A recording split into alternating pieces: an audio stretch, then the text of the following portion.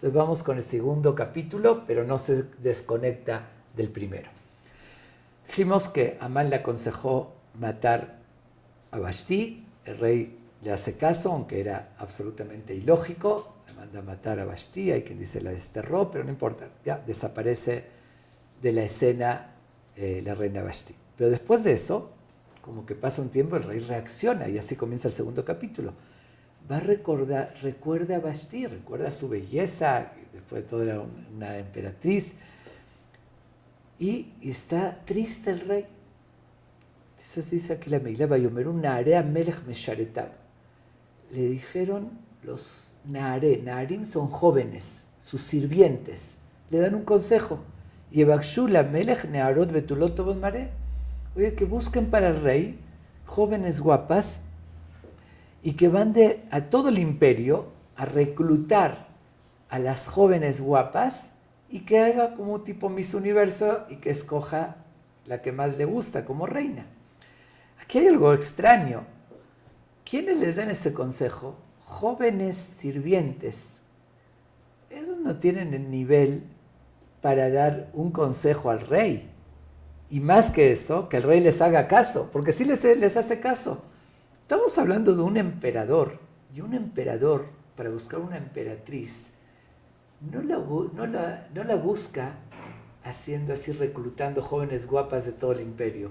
Va con aristócratas, realeza, que sea digna la reina para ser emperatriz, como lo era Vashti, y busca, no se pone a buscar en la calle, a ver, reclutamos cualquier muchacha guapa, debería escoger. No es digno, y además no le hace caso a jóvenes sirvientes. Todo esto no tiene explicación, ni por qué mató a Vashti, ni por qué les hace caso aquí a estos jóvenes y busca a la reina de esa manera.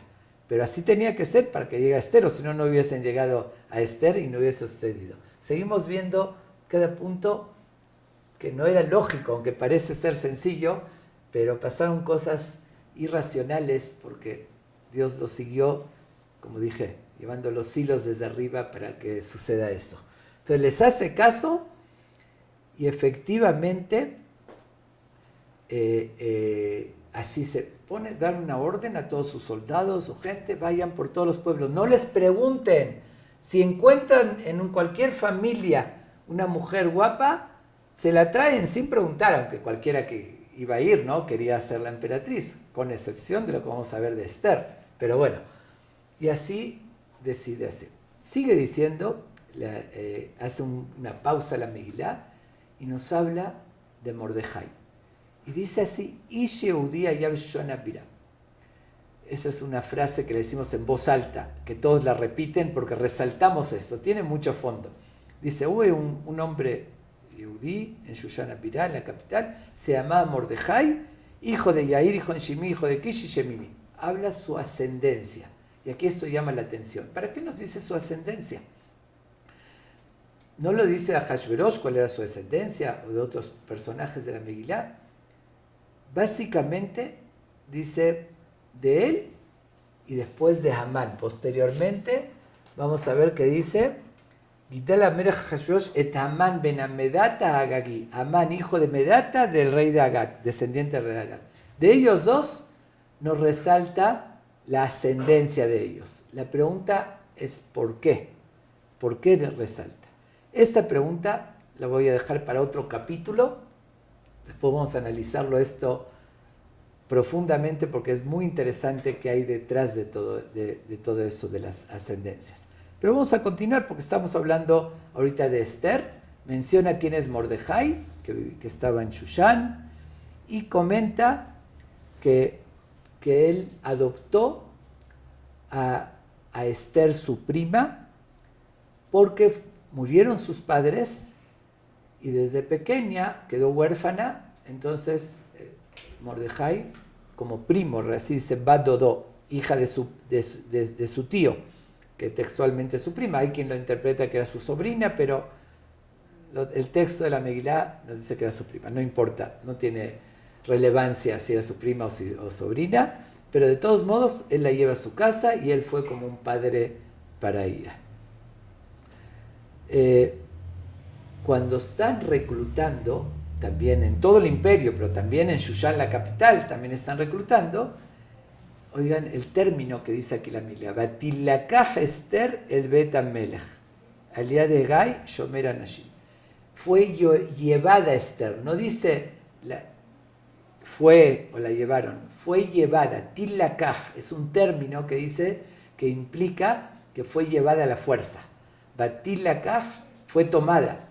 ¿Por qué? Porque Esther de veras no quería competir para ser reina, casarse con Hashverosh, que era gentil, según las reglas no debía, pero ahora sí, por orden del rey, no pudo rechazar ni resistirse. Antes no había derechos humanos ni democracia. Si desacatas la orden del rey, directamente a la horca, no había vuelta de hoja, ¿no? Entonces no le quedó otra, fue llevada.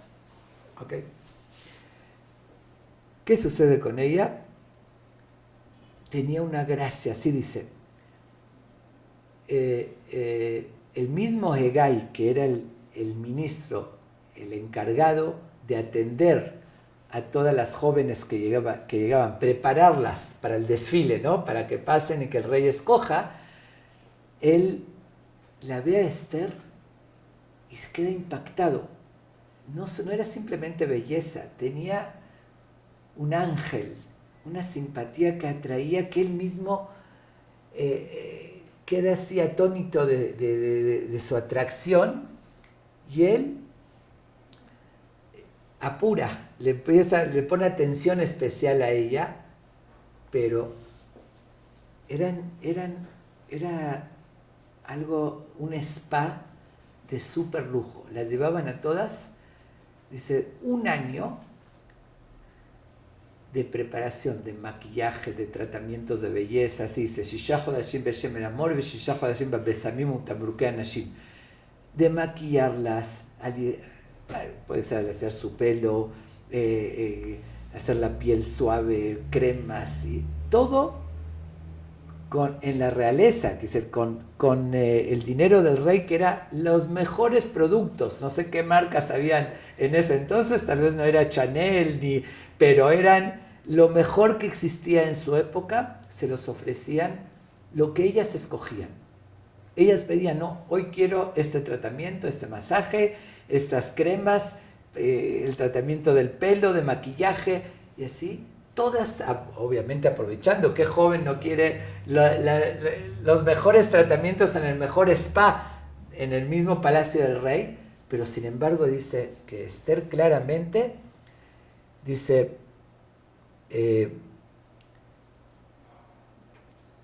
Ubaguía Tor Esther Batabijay Dodo Mordejai, cuando llegó el turno de Esther, dice, Lo Bikshadabar, ella no pidió nada, no se dijo, oye, póngame estas cremas y para ver mejor.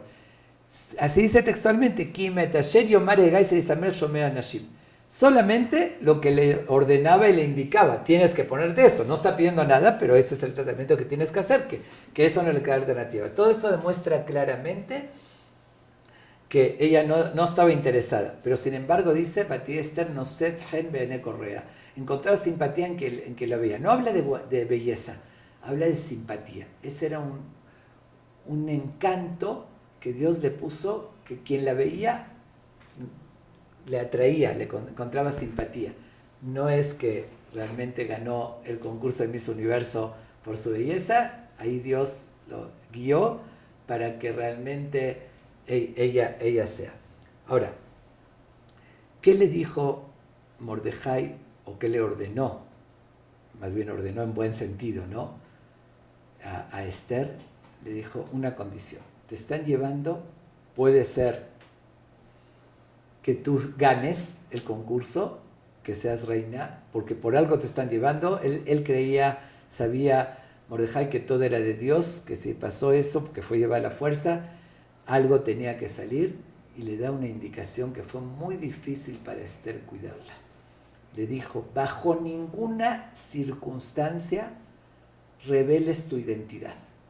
Obviamente que le iban a preguntar su identidad, de dónde provenía, de qué pueblo, de qué religión, de qué raza, de dónde. Dice, tienes que darme tu palabra que aunque te presionen al máximo, no vas a revelar tu identidad. Y efectivamente, todos le preguntaban y ella no revelaba bajo ninguna circunstancia, aunque la presionaban. Al final, obviamente apenas que la ve el rey, dice, Vayaba Melech et Esther Mikol Nashim, la amó más que todas las mujeres, Batizahem Bajesed Mikol Betulot, le encontró simpatía más que todas las jóvenes vírgenes, e inmediatamente, sin más, le pone la corona, y la corona como la emperatriz de todo el imperio. El rey, obviamente, le pregunta su identidad y ella se niega. Era mucho atrevimiento, estaba poniendo en peligro su vida. ¿Cómo desacatar la petición del rey? Pero el rey ya no quería volver a cometer error, ya no la voy a enfrentar como lo hice con Vashti, que se negó y no la voy a matar. Pero aquí entra también algo absolutamente ilógico. Antes mencioné que no tenía lógica que le haga caso a los jóvenes, ¿no? Que le dieron los jóvenes sirvientes que den consejo. Pero aquí no solamente que les hizo caso. Si ella se está negando a revelar su identidad, ¿cómo la va a poner como emperatriz? Una mujer de la calle que ni sabe el origen, puede ser bastarda, puede ser de lo más bajo. ¿Cómo? No nada más que no es aristócrata. Bueno, vamos a dejar eso de lado, que debería ser aristócrata para llegar a la realeza. Pero no nada más que eso. Ni como cualquiera, que por lo menos, tiene tal, su familia es tal y tal, su pueblo es tal, su origen, su religión, su raza, lo que sea. Nada. Esther no le decía, así dice textualmente, Lo higuida Esther et amavet molatá, no reveló su pueblo, su origen, su ascendencia, que Mordejai siva alea shelotakit, porque Mordejai le ordenó de no decir y lo cumplió fielmente. Pero esto es otro fenómeno, algo impresionante.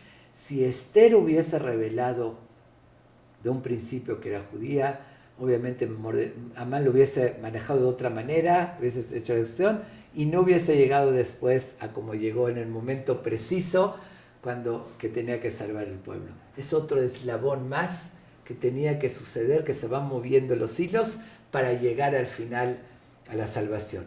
Vuelvo a repetir lo que dije al principio, todo esto con la mano de Dios oculta, no se vio la mano de Dios, no se vio porque que provocó que suceda todas estas cosas para llegar al final de la salvación, pero ahí estaba presente y ahí fue moviendo que la mate, que escojan ilógicamente, que escojan a la reina sin razón, ella ni quería, y que encuentre simpatía, y que aunque no le reveló su identidad, igual lo escoge.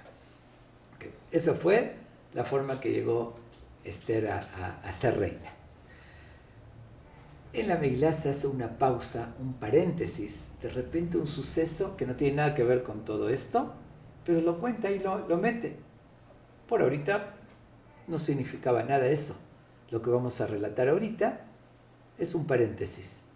Y dice que justamente en esos días que Mordejai estaba dentro del personal del palacio del rey, Beshar Amelech, dice, Mordejai estaba en los portones, ¿no? Tenía un puesto que estaba ahí en los portones de la entrada del palacio. ¿Qué sucede? Que habían dos, no diría ministros, sino tal vez Mishomeré Asaf, que era de la Guardia Real. Hagan de cuenta los guardaespaldas del rey, que por lo general eran los de más confianza, que se tenían que pasar pruebas muy fuertes para estar seguros de que eran de confianza, porque eran los guardaespaldas. A pesar de eso, ellos emprenden una rebelión y hacen un plan para asesinar al rey. No sabemos exactamente por qué, hay quien lo explica que desde que entró Esther, el rey se quedaba en las noches con ella, despierto, les pedía mucho, no los dejaban dormir día y noche. Bueno, no importa la razón, pero deciden envenenar al rey. Hacen un plan para llevarle la comida y envenenarlo. Y como ellos tienen confianza, el rey iba a tomar la comida de ellos. Están comentando, hablando del plan, de los detalles, libremente. ¿Por qué? Porque dijimos que el imperio era muy grande, de muchos países, y ellos venían de un país muy lejano, que hablaban un idioma que nadie les entendía. Un idioma, hagan de cuenta que si yo en México me pongo a hablar yiddish, por decir, digo, puedo hablar libremente porque sé que nadie me va a entender. Lo que no sabían, que Mordejai era integrante del Sanedrín, del gran tribunal rabínico, era la corte suprema de justicia que había en el pueblo de Israel, cuando estaba el templo, y para pertenecer a la corte suprema, uno de los requisitos era hablar todos los idiomas que se hablaban. ¿Por qué se requería eso? Y eran genios, obviamente, eran 70 idiomas en ese entonces. ¿Por qué se requería eso? Porque cuando juzgaban a alguien, si no lo oían directamente en el idioma original, y era a través de un intérprete, no se podía detectar si están mintiendo o no.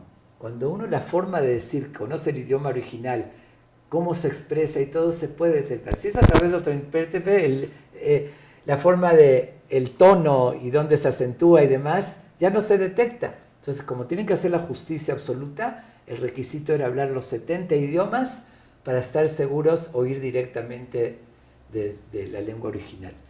Por eso Mordejai sí conocía todos los idiomas. Ellos estaban hablando libremente frente a Mordejai, porque dijo, seguro que ¿quién va a entender lo que estamos hablando? Pero Mordejai sí les entendió y oyó el complot para asesinar al rey. Inmediatamente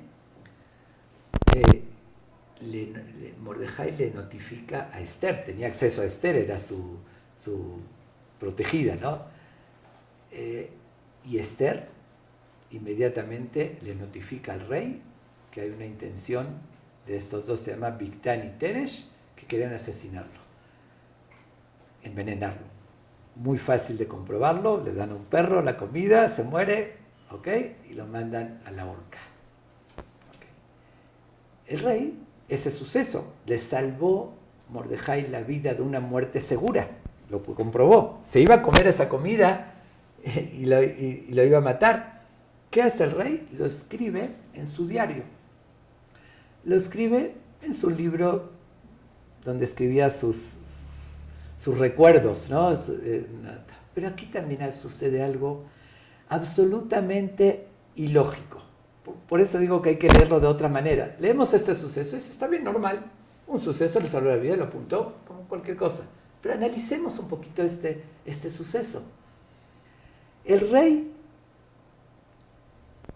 simplemente por ser espléndido, para ganarse la gracia de toda la gente, de sus súbditos, de la gente de la capital, hace un banquetazo, tirando la casa por la ventana, dándoles todo lo que querían, bebida, comida, abundancia, todo, a gente que ni lo merecía ni se lo ganó.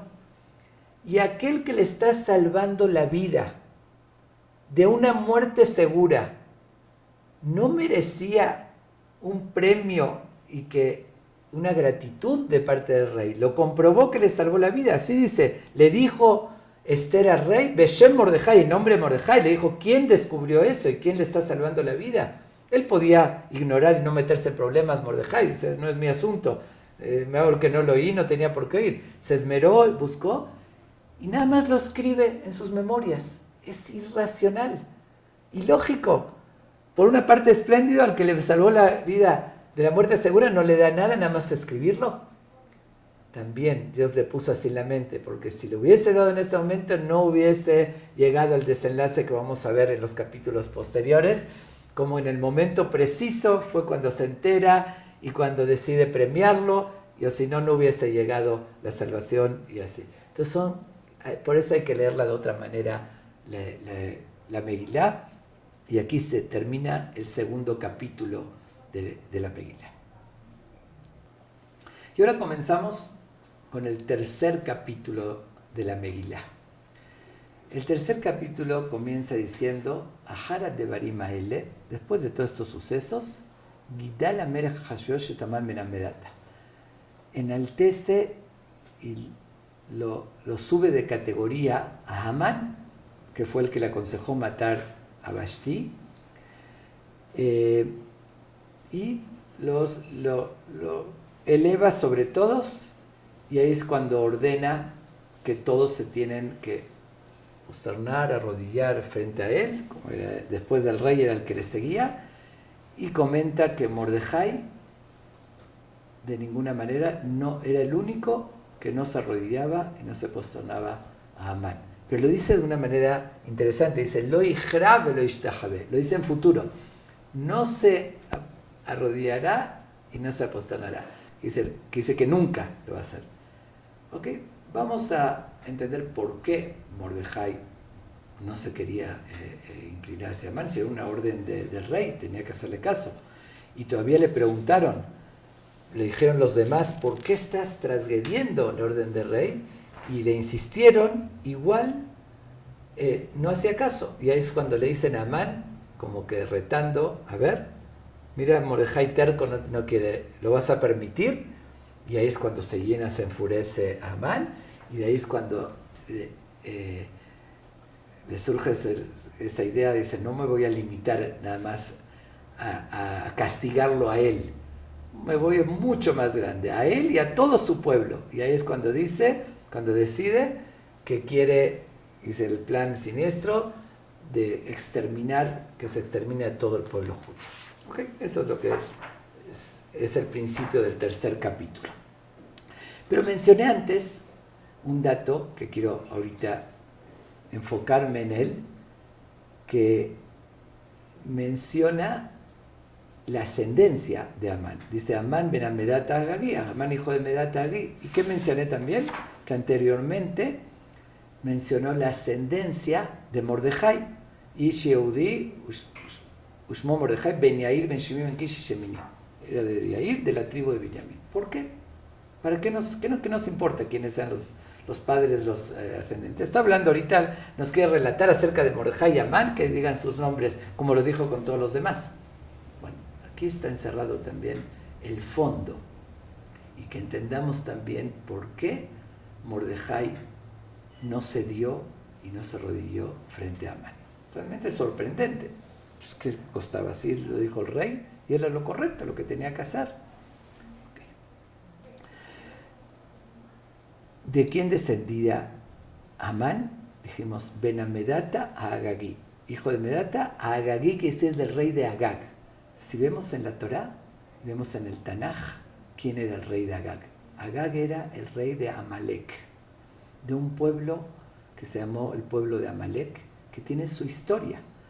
En la Torá tenemos un precepto único, no hay paralelo a este precepto, que una indicación de borrar el nombre de Amalek.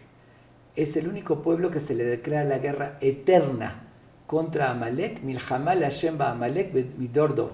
Guerra de Dios contra Amalek, generación tras generación. Pero ¿quién era Amalek? ¿Por qué esa declaración tan fuerte que declarar la guerra eterna a Amalek? Cuando el pueblo de Israel sale de Egipto, todos los milagros notorios, se abre el mar, salen, lo enfrentan, guerras y las ganan, las vencen, todo milagrosamente. Llega este pueblo, Amalek, y simplemente le molestó. ¿Cómo puede ser este pueblo que se comporte de esa manera, que decir, de forma sobrenatural, esa fe en Dios? Sintió un rechazo y un odio. Y salió a la lucha, salió a guerrear contra Israel. Los demás pueblos, salieron a la guerra porque tenían miedo que los conquisten, porque estaban en el camino, dijeron vamos a defendernos. Eso se entiende, tenían una razón, como cualquier guerra territorial que existe en el mundo y en la historia. Pero Amalek no tenía ninguna razón, no estaba en el camino, nada. Simplemente por odio, por ir contra ese concepto, no toleró esa fe, aunque sabía que existía Dios, pero quería luchar, nada más por molestar, por llevar la contra. Por eso dice, Asher karejaba derech, que te enfrió. ¿Qué dice que te enfrió? Enfrió la fe, porque todos, después de que se abrió el mar, dice, Shamo Amin Irgazun, así dice el pasuk, oyeron todos los pueblos y temieron. No podemos enfrentar a este pueblo, Dios está con ellos y los protege. Pero sin embargo Amalek retó, quiso demostrar que no hay que tenerle miedo.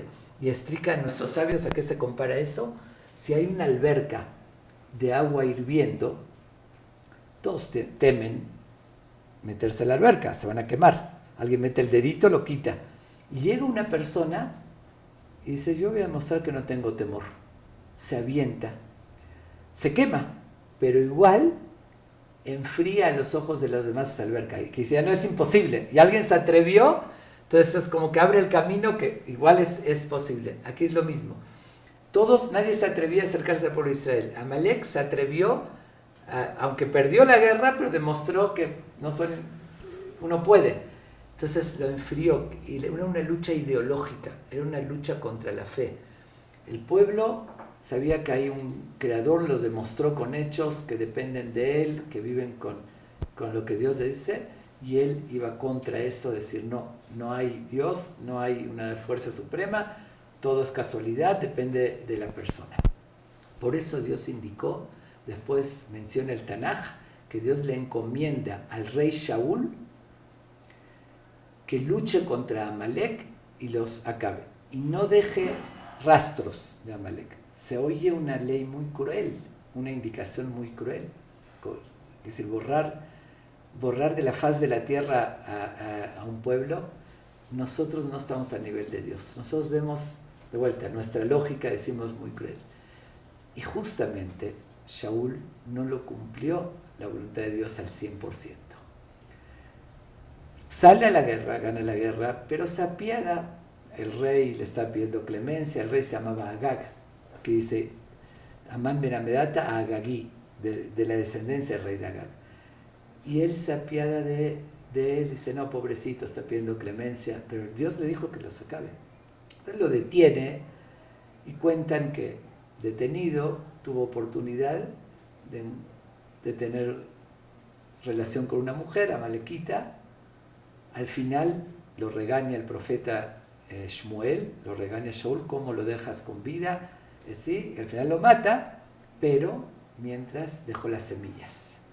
Y de esa relación después llega Hamán, que intenta de vuelta exterminar al pueblo de Israel. Dios sabía lo que tenían en los genes, por algo que se le está diciendo, no por crueldad, porque era un odio, una maldad.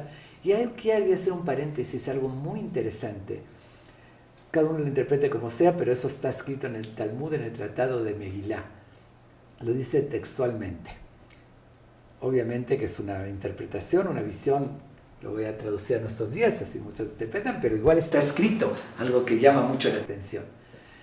Dice que va a haber un pueblo que van a ser descendientes de Amalek, y se va a llamar, dice el Talmud, se va a llamar Germania, así dice, Germania Sheledom, Germania que viene de Edom, que eran los amalequitas, y a ese pueblo se refirió Jacob, cuando le pide nuestro patriarca Jacob, que le pidió a Dios, Al titen Hashem ma'avayer rashaz de mamó al tafek, no permitas, Dios, que se cumplan los deseos crueles de un malvado, y sus intenciones siniestras no permitas que se lleven a cabo.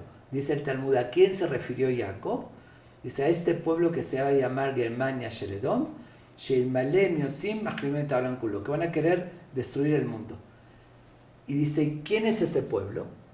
Dice, Telat Mea Cataleta Gaika de Germania Sheledom. 300 condados va a haber que se van a unir y van a formar este pueblo. Germania es Alemania de hoy en día. El origen de Alemania fueron 300 condados de los vikingos que se unieron y hicieron la Gran República. Se va a llegar y van a descender de Amalek. Digo, ok, yo estoy pasando al costo lo que dice el Talmud. Uno puede decir, bueno, no se refiere todo, pero hay nombres que no se conocían en ese momento, todavía no existía. Y dice, van a querer destruir y van a ser de la descendencia de Amalek. Y ya vimos lo que provocaron al mundo, no nada más 6 millones de judíos, 50 millones de muertos en la Segunda Guerra Mundial, iniciada por Hitler, por alemanes, por maldad, por odio, simplemente lo que los motivó. A veces uno se pregunta, uno quiere ser a veces tener más misericordia que Dios. ¿Cómo Dios indica eso?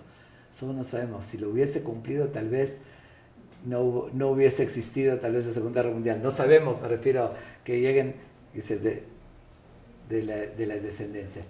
Y ya que hice este comentario y me desvié un poquito, pero tiene que ver obviamente, por eso nosotros antes de Purim, la semana anterior, leemos, se llama Shabbat Zahor, donde leemos una parte de la Torá, fuera de la perashá de la semana, de lo que toca la semana, donde habla esa indicación Zahor et asher hacer leja Amalek. Recuerda lo que te hizo Amalek y tienes que borrar su nombre. Lo leemos antes de Purim porque como Amán desciende de Amalek, está esa indicación de tenerlo presente. Pero hay algo muy interesante. Si uno ve la Megilá, que después se los voy a enseñar la página donde está exactamente esa parte, cuando dice que colgaron a los 10 hijos de Hamán, que mataron a Amán y demás, y Esther pidió que les dé un día más a los judíos para defenderse, y a los 10 hijos que cuelguen, que los cuelguen sobre las horcas. La pregunta es, ¿para qué hace esa petición tan extraña, Esther? Ya los habían matado. ¿Qué importa si los cuelgan o no? ¿Por qué tiene que gastar, como quemar cartuchos, ¿no? Gastar una petición y pedir eso. Y dice, Itlu, que sean colgados, como decir al futuro. Hay aquí una insinuación de lo que sucedió. Es una interpretación, pero está muy impresionante, muy interesante. Cuando en la Megilá están escritos los nombres de los 10 hijos de Amán, algo que llama la atención, en los nombres de 3 hijos, de cada uno de 3 de esos 10, hay una letra que está más pequeña, que está diferente. Así está, por tradición se escribe diferente esa letra. ¿Cuáles son esas letras? Que forman 3. Taf, Shin, Zain. Esas 3 letras, después se los enseño en la misma Megilá, están diferentes, más pequeñas. Obviamente que hay algún secreto. Por algo se indicó por tradición que hay que escribirlas diferentes. Esas letras, después se descubrió cuando sucedió eso, que podría ser más que coincidencia, podría ser, forman un año. Tav Shin Zain, en los años que nosotros contamos en hebreo, forma 700, Taf es 400, Shin es 300, son 707, Zain es 7. En el año 5707, que fue cuando acabó la Segunda Guerra Mundial, fueron los famosos juicios de Nuremberg en Alemania, que los aliados juzgaron a los criminales nazis y simbólicamente fueron los que pudieron atrapar y los más importantes, juzgaron a 11 de hecho criminales nazis, los sentenciaron a muerte públicamente en la plaza de Nuremberg. Uno de ellos se suicidó antes de esa sentencia en la cárcel, y 10 de los criminales, simbolizando a todo el nazismo, los colgaron en la plaza central de Nuremberg. ¿En qué año? 5707. Y aquí puede haber esta insinuación que Esther le pidió al rey, a Dios, porque ahí también dice el Midrash que toda ocasión que en la Megilá dice Hamelech, el rey, no dice Hamelech Ahashverosh, rey Ahashverosh, dice solamente el rey, se refiere al rey, insinuando al rey de los reyes, a Dios. Y cuando dice Hamelech Ahashverosh, se refiere solamente al rey Ahashverosh. Es una insinuación. Entonces, ahorita respondemos la pregunta, ¿por qué Esther pide que a los 10 hijos de Amán que sean colgados? Ya los habían matado, ¿qué gana con que sean colgados? Según esta interpretación, Esther vio en el futuro y le pidió a Dios que sean por lo menos esos 10 hijos de descendencia de Amán, como dijimos, Germania, que desciende de Amalek, del mismo pueblo, que sean por lo menos juzgados simbólicamente dando ese mensaje. Bueno, esto es un paréntesis, lo voy a cerrar, pero volvamos al punto, a lo que estamos explicando, que Amán desciende de Amalek. y que está escrito sobre Mordejai. ¿Por qué dijo su ascendencia? Que viene de la tribu de Binyamin. El rey Shaul pertenecía a la tribu de Binyamin y Mordejai y Esther eran descendientes directos de la tribu de Binyamin. ¿Qué pasó con el rey Shaul? Él cometió un error que no cumplió la voluntad de Dios y gracias a eso llega a Amán. Él murió con ese error, con esa falta grave. Ahorita la descendencia de él, que era Mordejai, tenía que corregir el error que cometió su tatarabuelo, ¿no? Shaul. ¿Y a quién se está enfrentando? También al tataranieto del rey Agag. Se están enfrentando dos ideologías. ¿Qué dijimos? La ideología de Mordejai sabía que hay un Dios, que Él es el que decide las cosas. Como dije, somos títeres, que Él, bueno, no en nuestras acciones en el libre albedrío, pero en los sucesos colectivos, Dios está manejando, que nadie puede decidir sobre un pueblo sin la aceptación de Dios. Y Amán, ¿qué pensaba? No, todos son casualidades, depende de la inteligencia, de la astucia, yo puedo planear todo. Ahí está el enfrentamiento que tienen. Cuando Mordejai tenía que arrodillarse frente a Amán, dijo: de ninguna manera. Que él me puede matar, él no me puede matar, es Dios. Se está enfrentando a una ideología, era un principio. Contra Amalek no hay acuerdos, no hay paz. Ahí sí, lo ijrabe, lo ishtajabe, nunca se va a arrodillar y nunca hay que borrar su nombre y rechazar esa ideología contra Dios, contra la fe. Era una guerra ideológica. Además cuenta el Midrash algo interesante, que tanto Amán como Mordejai en un tiempo eran capitanes o generales de un ejército de otro rey, y los dos estaban en una misión, en una guerra. Aunque Amán su origen fue peluquero, él estuvo más de 20 años como peluquero, era su oficio original, después fue ascendiendo. Pero cuando era capitán, en la guerra, cada uno comandaba un batallón y tenían lo necesario, ¿no? La comida necesaria. Mordejai supo distribuir la comida para que les alcance. Amán perdió el control y no distribuyó, de repente se queda sin comida para él y su gente. Su gente desesperada le reclaman que está muriendo de hambre, se topa con Mordejai y le pide que lo ayude y le dé comida. Volviendo al punto que Mordejai sabía que Amán descendía de Amalek y no había tratos con ellos, ok, dijo: si quieres comida, con una condición.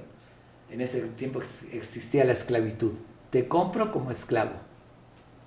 Si te vendes como esclavo. No le quedó otra a Amán, si no se iba a morir de hambre, se vende como esclavo y lo escriben sobre el zapato así tallando y lo compra como esclavo. Entonces, no solamente que Mordejai, después pasó el tiempo, cada uno llegó a su lugar y se olvidó eso, cada vez que pasaba Amán frente a él y le exigía que se arrodille, le mostraba: tú te tienes que postrar al servir, tú eres mi esclavo, no yo a ti. Molestando, pero ¿por qué esa seguridad de Mordejai? Porque Mordejai sabía que él no puede hacer nada contra un pueblo, que es Dios, y él no entendía cómo puede ser que se atreve a esa postura. Y aquí había, como dije, un enfrentamiento que iba mucho más allá de simplemente el detalle de arrodillarse o no. Eran ideologías, era algo mucho más profundo que tenía que corregir. Mordejai sabía eso, que no podía ceder como cedió su antepasado Shaul, el rey Shaul.